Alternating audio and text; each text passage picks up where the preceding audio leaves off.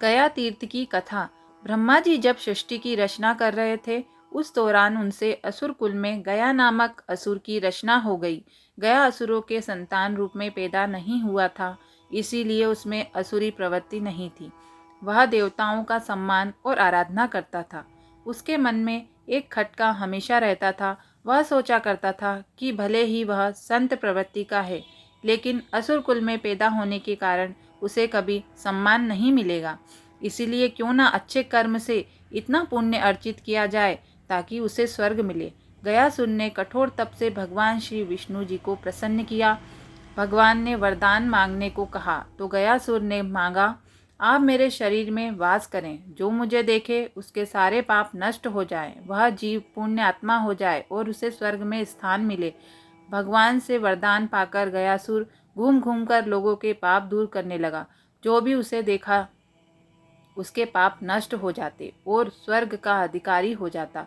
इससे यमराज की व्यवस्था गड़बड़ हो गई। कोई घोर पापी भी कभी गयासुर के दर्शन कर लेता तो उसके पाप नष्ट हो जाते। यमराज उसे नर्क भेजने की तैयारी करते तो वह गयासुर के दर्शन के प्रभाव से स्वर्ग मांगने लगता। यमराज को हिसाब रखने में संकट हो गया था। यमराज ने ब्रह्मा जी से कहा कि अगर गयासुर को ना रोका गया तो आपका वह विधान समाप्त हो जाएगा जिसमें आपने सभी को उसके कर्म के अनुसार फल भोगने का व्यवस्था दी है।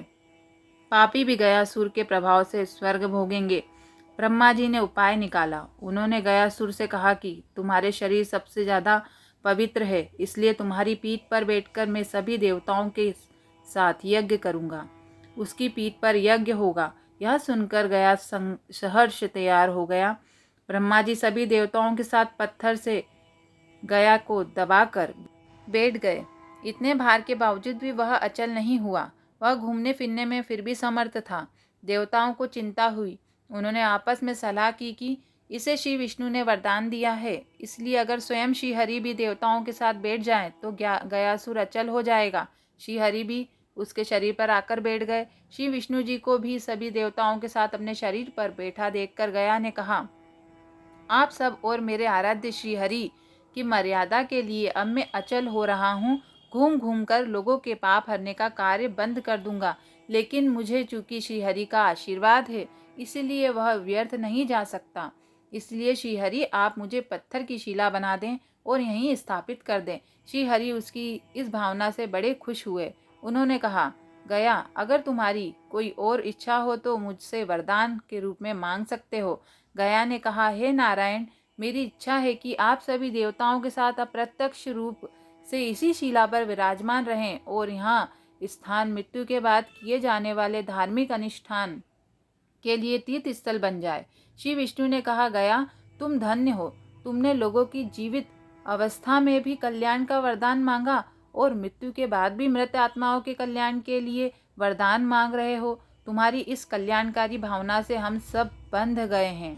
भगवान ने आशीर्वाद दिया कि जहाँ गया स्थापित हुआ वहाँ पितरों के श्राद्ध तर्पण आदि करने से मृत आत्माओं को पीड़ा से मुक्ति मिलेगी।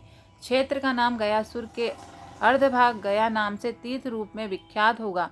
मैं स्वयं यहाँ विराजमान रहूंगा। इस तीर्थ में समस्त मानव जाति का कल्याण होगा। साथ ही वह भगवान श्री विष्णु जी ने अपने पैर का निशान स्थापित किया, जो आज भी वहाँ के मंदिर में दर्शनीय है। गया विधि के अनुसार श्राद्ध फाल्गु नदी के तट पर विष्णु पद मंदिर में वह अक्षय वट के नीचे किया जाता है। वह स्थान बिहार के गया में हुआ, जहाँ श्राद्ध आदि करने से पितरों का कल्याण होता है। बोलिए गया तीर्थ की जय।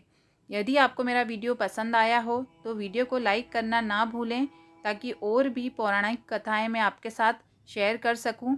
भगवान हरि सभी का कल्याण करें, सभी को सुखी रखें। इसी भावना के साथ आप सभी को जय श्री हरि।